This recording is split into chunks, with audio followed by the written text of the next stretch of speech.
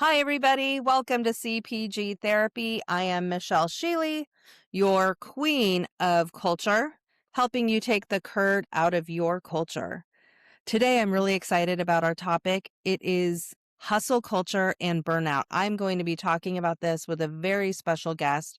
Hustle culture is where you're just working, working, working all the time. It leads to burnout because you're not taking care of yourself. The stress and the cortisol is just on high.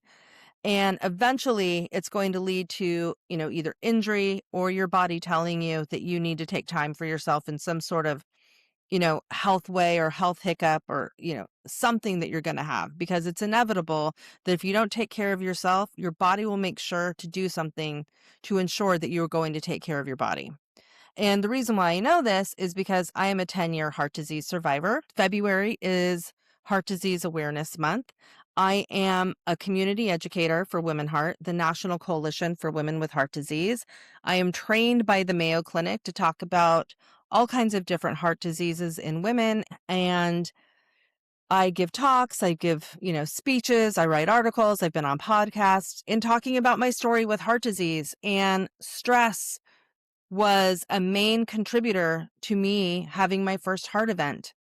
I wasn't taking care of myself. I was having chest pain while running and I wasn't going to the doctor. And thank God I finally did because I was one of those people that was walking around about to have a fatal heart attack at any moment and I had no idea. Luckily, I survived my first heart event and I became a community educator for women with heart disease so that I can help save more women. And I always say it helps saving more women, one talk at a time. And I'm going to talk about hustle culture today because it's really important that you set boundaries and you have healthy practices at work.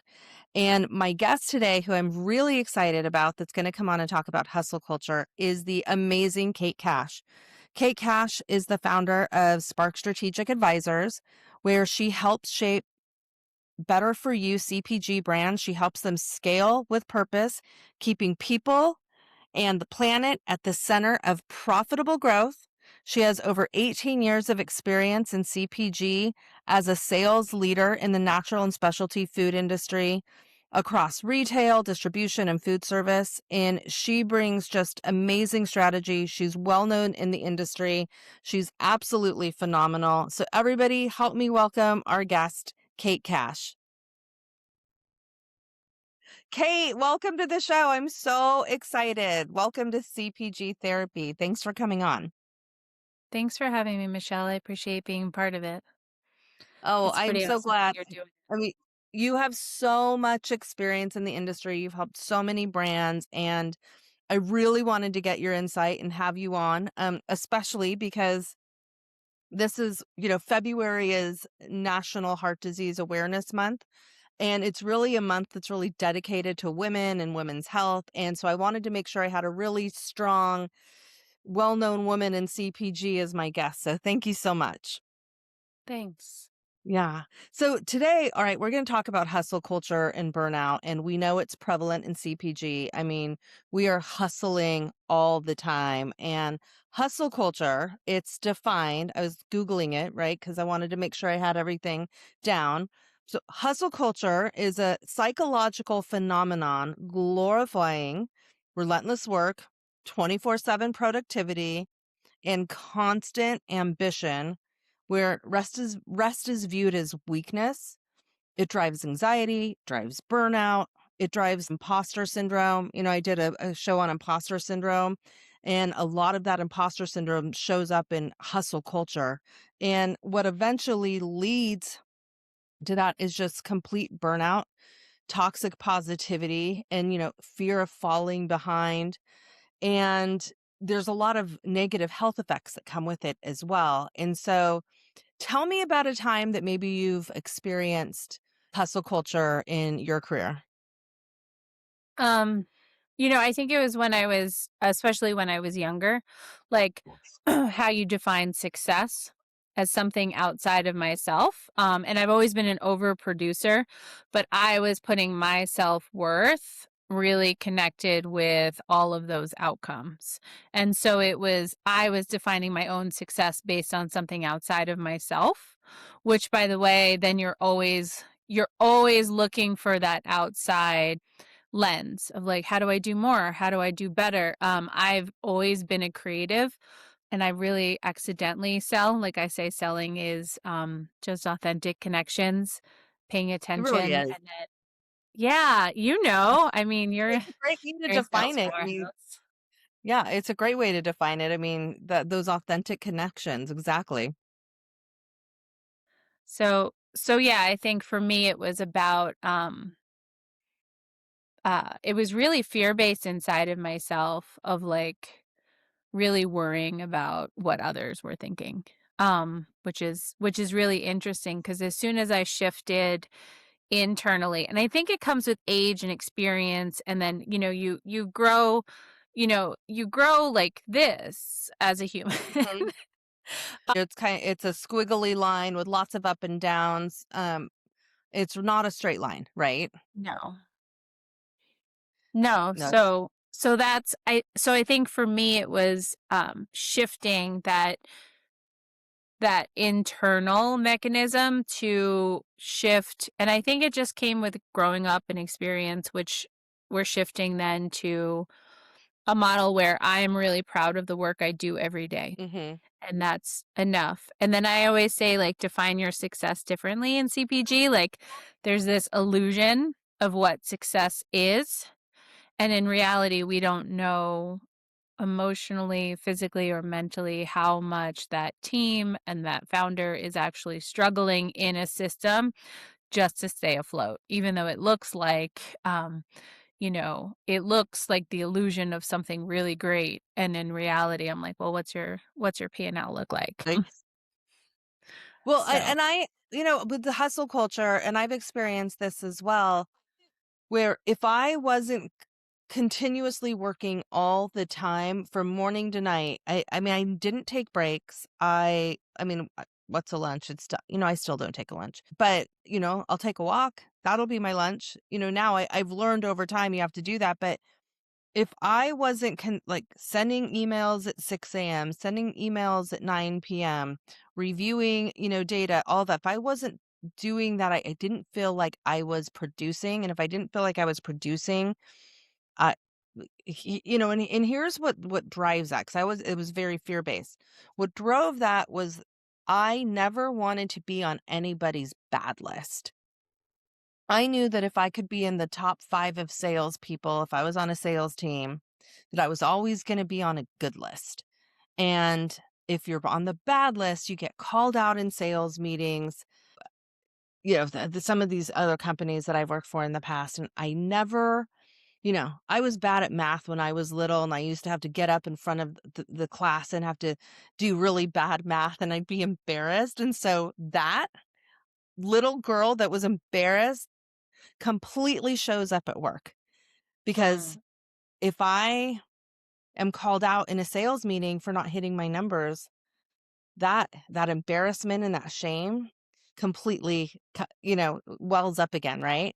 And so that is why I'm just go go go go go, because I want to make sure I am on every good list, I am hitting every number. And I had to learn the hard way that working like that, working day and night and never having any downtime wasn't making me any more productive.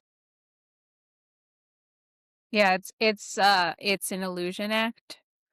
And that hustle culture, it's like it starts at the top of leadership. So you'll see healthy systems where the leaders are moving their body physically, where they are nourishing themselves, not only in with beautiful food, but also with interesting knowledge that they're always continuously learning, and that they're taking time to think. And so I get to come into teams when they're already national but new at national, or they're on the precipice of greatness, right? And so Right. I try to work in peerage with people to help to kind of counterbalance that like hustle culture, this glorification of busy that occurs in our industry. fast moving, it's high stress. There's so many moving parts and pieces where, an organization can fall down together. And so from the highest level of leadership up, like how do we shift to a culture where we work in peerage, where we are the equals with everyone that is in that system, that we appreciate and value their gifts and what they bring, and that there is, hierarchies are important because I'm accountable in leadership as a fractional VP. I am accountable to everything that's not working. Even that means even things that my brokers are doing, like I am saying I'm not giving them what they need if they're not producing, right? Right. And to take ownership in a hierarchy is incredibly important because that's we hold the burden. Um, and yet my piece is not more valuable than anyone in operations, in the manufacturing facility. All the people in the system need to be valued in order to shift that. And I do think it starts with leadership, and I think it starts with the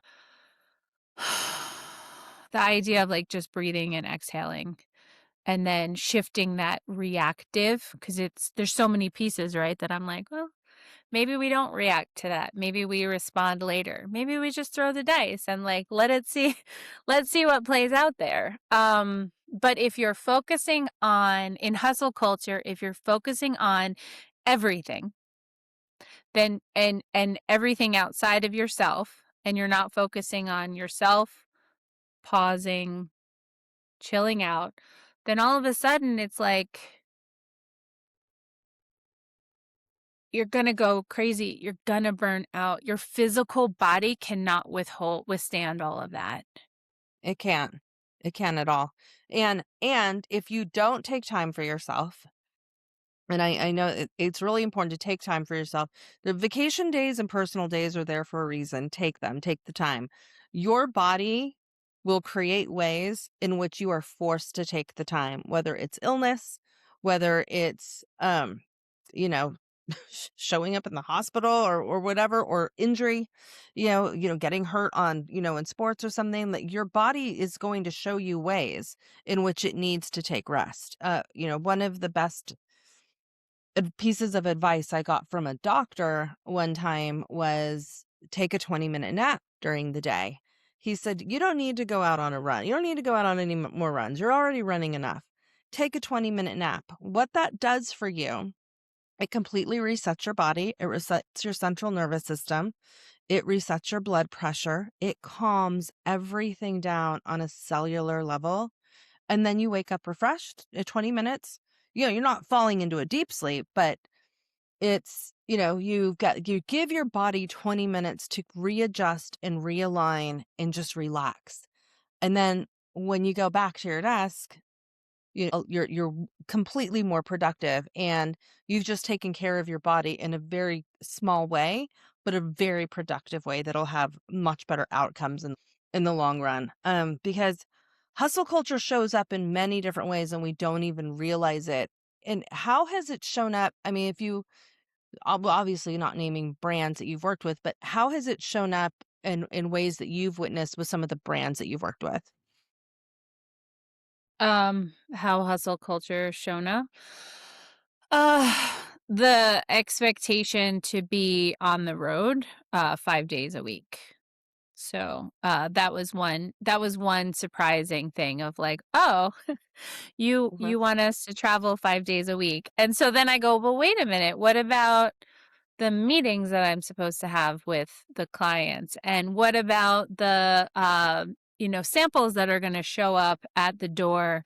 And like, how do I organize all the sell sheets for all the brands? And so that one change of like, instead of 4 days a week expectation of being on the road, the shift to the 5 days a week, I was gone from that system within 2 months. So Really? I was like, nope. It became too much. And especially I had a big territory at the time. And so I was driving all around.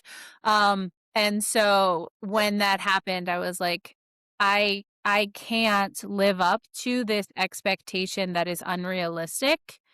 Um, And so I'm going to shift away from this to something better for me. Then I jumped into hustle culture again at another company accidentally. They wanted us to take an hour-long lunch break every day.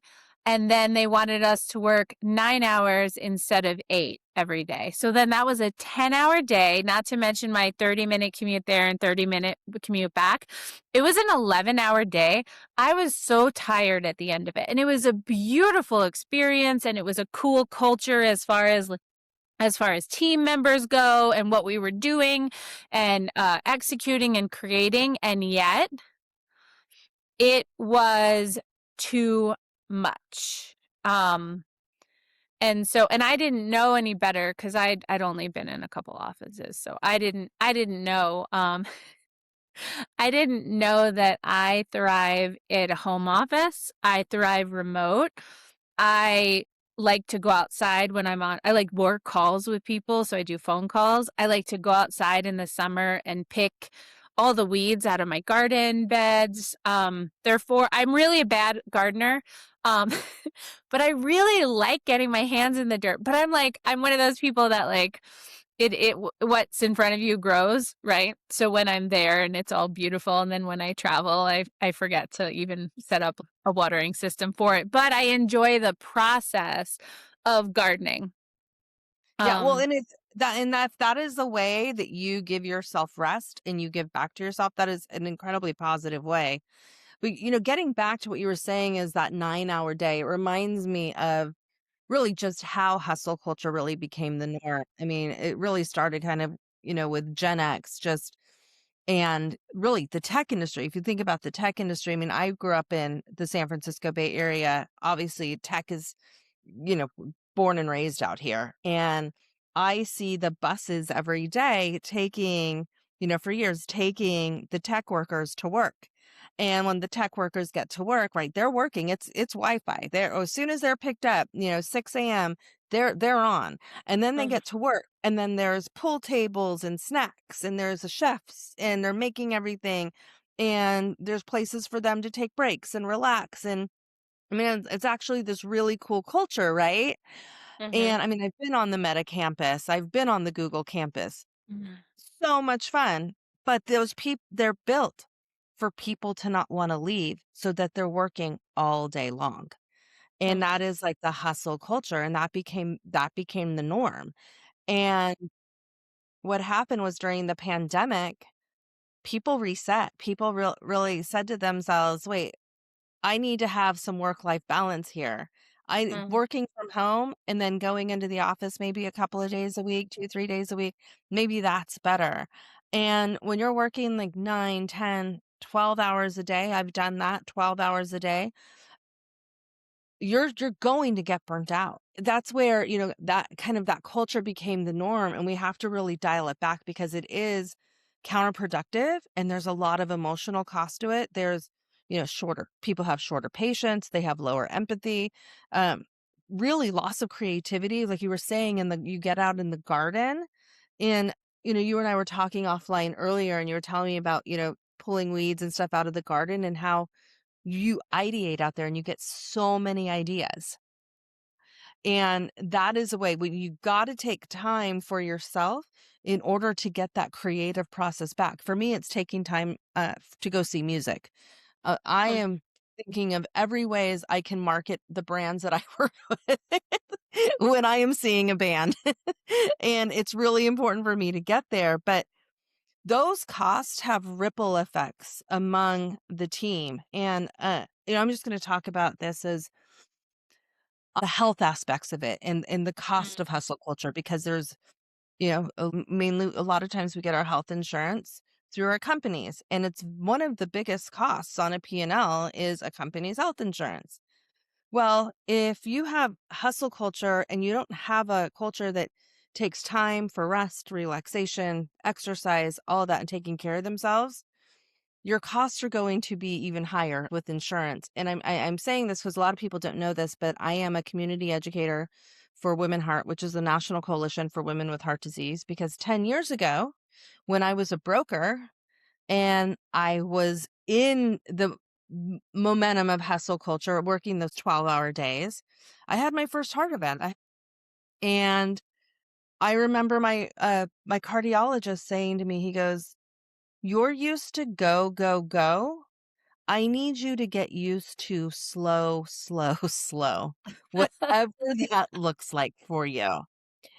And I've had to retrain myself from that event and having heart disease because of the condition I have, how to be productive and how to manage the stress and how to set boundaries so that I'm exercising, I'm going on my walks, taking my 20-minute naps when I take them, and still being able to produce and be productive and give a really good productive day to the people who are employing me. You know, what's interesting is if when you do all of those things, I bet you produce 3 times as much as other people anyway. You're probably one of those super producers.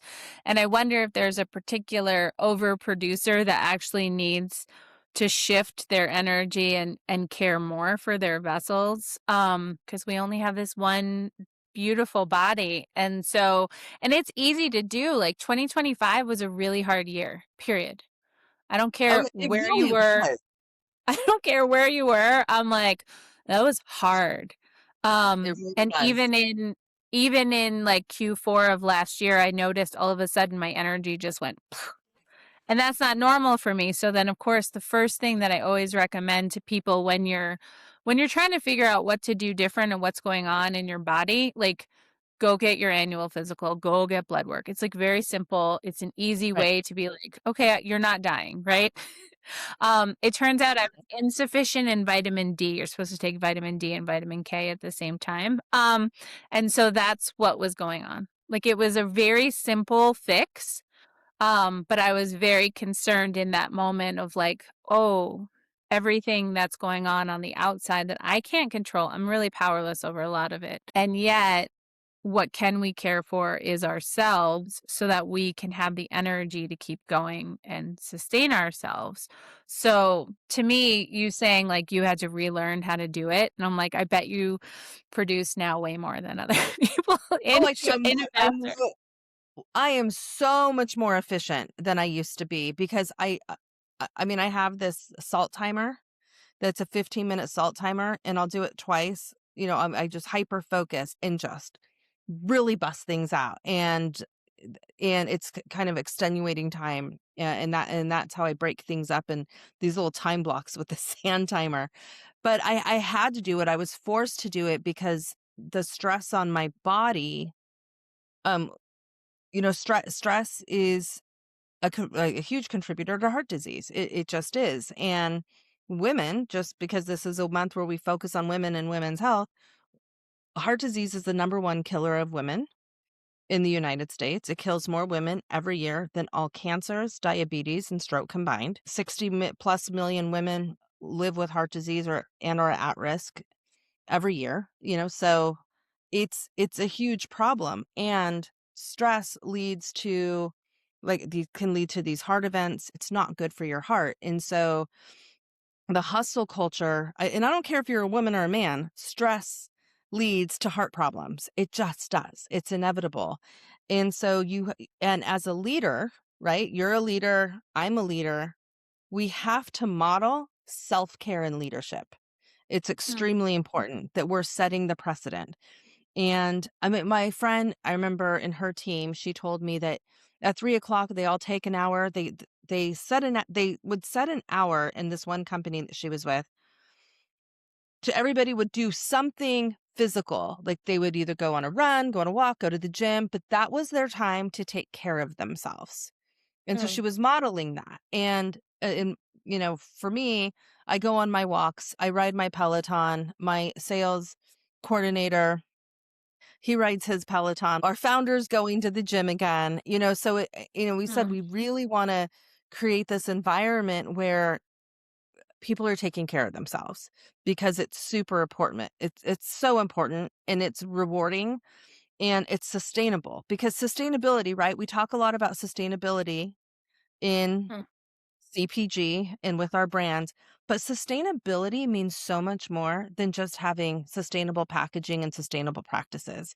Sustainability means that you have practices of self care that are going to sustain your team and your culture over the long term, also. Yeah. And water is not a treat, Michelle.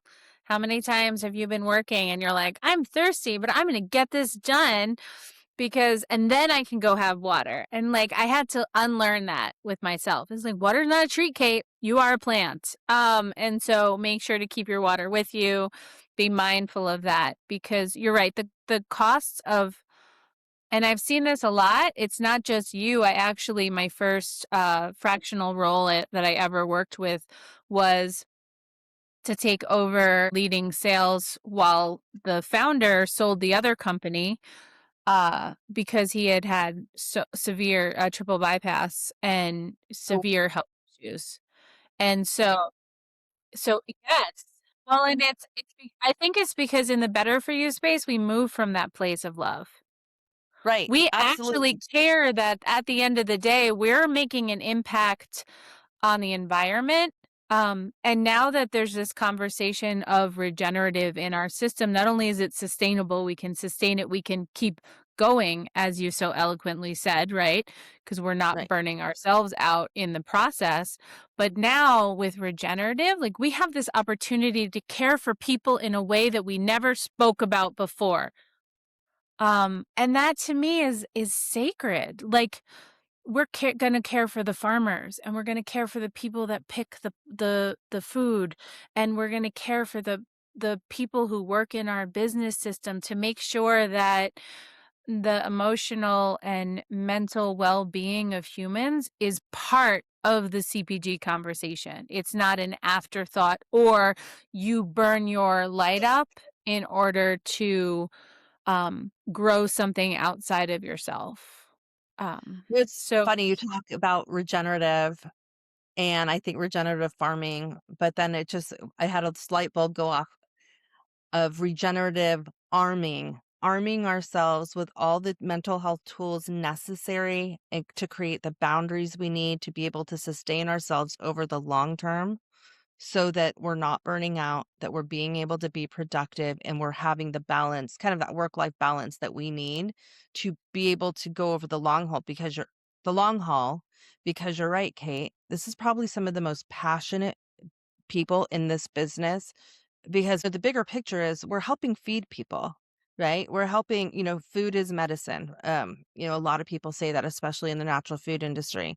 We're helping farmers. We're helping get food to the table so people can build connections over food, over the table. So there's a lot of passion that goes into it and a lot of energy. I always say people in CPG are extra, and they're extra because you have to be in order to win and in order to get a brand on shelf in CPG. So it's like, how do you take that passion but be able to balance it so that you're also taking care of yourself, but producing enough for the brands that you work with. yeah, and it's funny because balance is not stagnation. It's not one, okay, I found balance now, so I'm going to stay exactly still. If you've ever in yoga done like a balance pose, it's like you're actually bending your knees, you're engaging your core, and it's a gentle movement while you're keeping your eye focused on one point. So your Mhm. whole body is still in motion, exploring what muscle needs to strengthen in order for you to stay up. Which means I would say give yourselves permission to like be imperfect at this. This is a process. This is not I'm going to be perfect at self care. It's like, no, I'm going to do 1% better every day for myself and Right. 1% better for my team and 1% better for my clients and 1% better for my family. And like, it's okay that like we do our best and we define it as in the moment we do our best, right? Which every day is going to look different. Like what does our best look like? If you think about that is so many Somebody at times. the door. It was like, let them in. You Mike wanna have a Mike come talk about hustle culture? Is that the Amazon guy? No, it's my clock. It's my grandfather clock Okay. that's my you know how you have the 15-minute timer? I have Uh-huh. a grandfather clock that says every 15 minutes. It just happens to be off right now in its timing. But yeah, it tells me every 15 minutes, which is good because then it helps my brain not only just okay, stay focused on this one task, but also if I'm in a meeting, it lets me know that it's about time to Uh, I just wrap thought it you up. had a lot of visitors at your door. No. I was like, "Oh, next time." Note to self, this is my second podcast I've ever done, Michelle. I think that, emotional well-being is about taking a risk on your own behalf and just showing up. So, like, Right. thank you for having me as part of it because I'm like, just be messy. Like, people are always like, "Can I pick your brain? Can I chat with you?" I'm like, "No, you can't pick my brain anymore. It hurts." But yes, you can chat with me for a few minutes. But I try to tell people, I'm like, listen, like all of this, everything that's happening, that's being posted on social, it's all one moment in time. It's not the whole picture of what's going on. So, if you are continuously working towards living your best life, like you are not alone. We are all doing our best. We are all human. We are all very fallible. I was thinking about this beautiful metaphor is like you can't iron the ocean, right? This is what Right. CPG is like. So true. It's it is so up and down and like I meet people at their best moments and I meet people at their deepest darkest sorrow moments. And I have had brands where I've worked with them and I was at Newtopia a few years ago and I found out that, the retailer online that I had been working on a project for with 8 accepted SKUs all of a sudden wanted a slotting of $8,000 for a brand that was still trying to raise money. And I remember just sitting in that car after Newtopia before I drove home because I'm a local to Colorado, and I just gave myself permission to just cry and to Yeah. be as sad as I wanted to because this beautiful it probably was one of the most sustainable brands that period, best quality, best thinking about every nuance of process, right? And yet that was a system that I had to like let go. So I call that radical love where I love so much knowing that I am going to get my heart broken. It's inevitable. And yet I choose to love in that way. And it's brave to give yourself permission to emotionally allow yourself to like accept that like I'm sad right now. And I don't know how you teach that to someone is to say it's okay. You're actually the strongest when you're most vulnerable. And that is true. And I don't know if you teach it moreover than model it. I think modeling it and making it okay and rewarding that as a behavior of it's okay to be vulnerable. I mean, this is one of the reasons I started CPG therapy is it really came out of me having the idea of having a moment where I got discontinued, right? And did everything we could to not be discontinued. And when we got discontinued, it was I I've always I hadn't been discontinued. I hadn't really experienced that a lot. And it was a moment of I just felt like a failure factory. And I knew what had to be done and I knew how much money went in to, getting into this retailer and I knew everything behind the scenes that had to be done in order for us to be on shelf there. And it was a little emotionally overwhelming because you put so much of yourself. I mean, I run my brands that I've worked with. I've run them as if they are mine and that Mm. I am Same. writing the checks at the end of the day. And I want them to win just as much as I want to win. And my personal motto and the motto for my family, and I talked about this on the last episode, is be all in or get all out. So I give 100% of myself. And that's 100% of everything when I'm working with the brands that I work with. And I feel it just as much, right? So because I'm giving so much of myself. So when I got discontinued, I just remember feeling so overwhelmed in just how am I going to bounce back from this, which I did and we did, which is a phenomenal story for another time. But I said to myself, I know other founders have felt this. I know other brands have felt this and people have felt this. And I need people to know that it's okay. Because what do you see on LinkedIn? You see us all, hey, look at me, look at my brand, look what I'm doing. It's social media, right? It's the party. Nobody wants to show up crying to the party and you know, you don't want to be that guy. But I wanted people in CPG to know it's okay for us to talk about the hard stuff because we're all going through it. And I wanted to create a space for where people could feel seen for the emotional toll and the mental health aspects that we go through growing a brand because they're there and they're relevant. We need to address them and we need to be okay to talk about them because they're true. And it's part of the sustainability and it's just part of growing a brand. So, you know, have a culture where you can really talk openly about the hard stuff, have positive discourse so that you can get the results that you're looking for. That positive discourse, you know, create a culture where people are open to coming and telling you the truth. You need to model a behavior of balance and reward that sustainable behavior and really kind of lead people first because people have a lot going on, but they're also incredible contributors to your business too. So, and then that helps with the burnout, right? You know, I'm really big on on health and making sure that, you know, the brands that I work with are really taking time for themselves and taking care of themselves only because I know that anybody can come down with heart disease. It's there or any type of illness if they don't take care of themselves.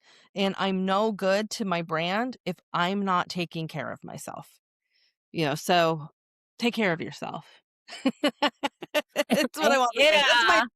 We That's my yeah, public service announcement. Take care of yourself.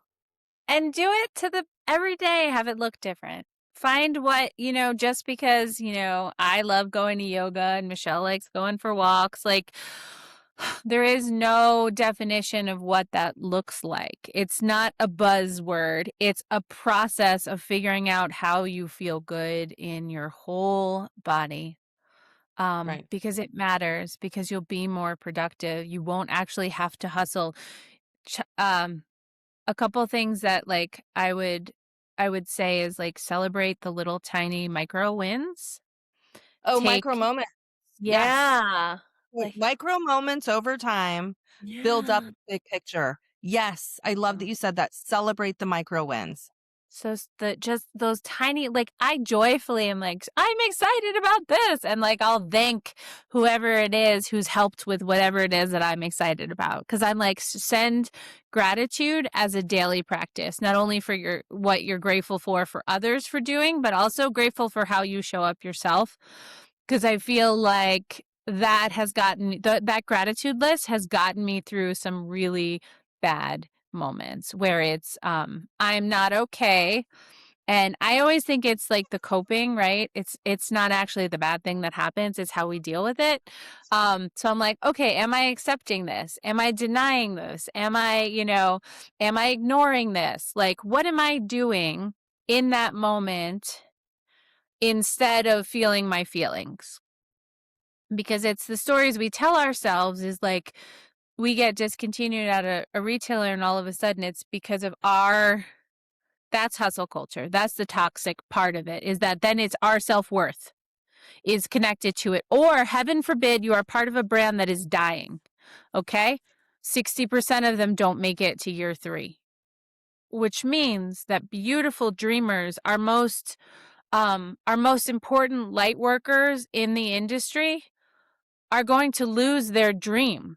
And so I've worked with people to make sure their self-worth is in their process and that their energetic life force is not connected to a business that is dying, because it will take from you everything you let it. And so now we have to shift to restoring. I retreat now. I do TIG brands. I don't know. Do you know Elliot Began? TIG brands. He hosts these beautiful retreats for his small cohort. And I'm an advisor there, so I get to go to these and I use them raw and real to show up and process what's going on in my business, what I can do better to use myself more effectively, because our inner game is going to achieve the outer work. So like That's it's I hope these like few tips like are helpful for people. I by no means an expert. I would say I'm always trying to refine my process of like, oh, I can do better with this inside of myself. Where am I accountable to the choices that I've made that's gotten me to where I am? Because sometimes I feel when things don't work out, we become accidental, perpetual victims. And I'm like, really, we chose all this. So choose really well, right? well, I think that's great wisdom, to talk about. And as we close, we kind of have our final statements. One of the things that I wanted to say is that burnout, that's a cultural signal. It's not a personal failure. It's just like if you're experiencing burnout and it's just constant working, working, working all the time, you need to set some boundaries. And it's okay. It's absolutely Mhm. okay. And you're right. Culture to me is, I've always said culture is built in the micro moments over time. It's not built in the Mhm. big wins. I always say, to my team, celebrate the small wins because we're going to have a heck of a lot more of those than we're going to have big wins. The big wins will come, but the small wins over time is what you really need to celebrate. And then just encourage, pausing and reflecting. Pausing could be getting out and getting to the gym day, getting on your Peloton, going and spending time with your children or your family. Making sure that you're making time for the people who are important to you, and you're making time to take really good care of yourself, your mental health, your physical health, and your spiritual health, because all of that is going to make you whole and is going to make you a whole person that can show up at work and be able to produce in the way that is truly successful. Any closing statements, Kate? Mm. Just you are not an afterthought. I love Remember. that. Yeah. You Yeah, are not an afterthought. you are not an afterthought. I love No. that. That's Well, it's you are the most valuable piece to bringing this a better world together. So care for yourself really well along the way. You're not an afterthought. love yourself well. It's very important. Love well. Well, Kate, I am so honored that you were on and that you came on as my guest and took time out of your day. Thank you so much. Thank you. I appreciate you. I appreciate the conversations that you are amplifying in our industry. It is important. So thank you for being a dreamer and a visionary and a light bringer. Oh, well, thank you so much. And hey, audience, take time for yourself, set some boundaries, and go out and take a walk. And thank you guys for coming on. This is CPG Therapy. I'm Michelle Sheely, the queen of culture, helping you take the curd out of your culture. We are out. Have a great one.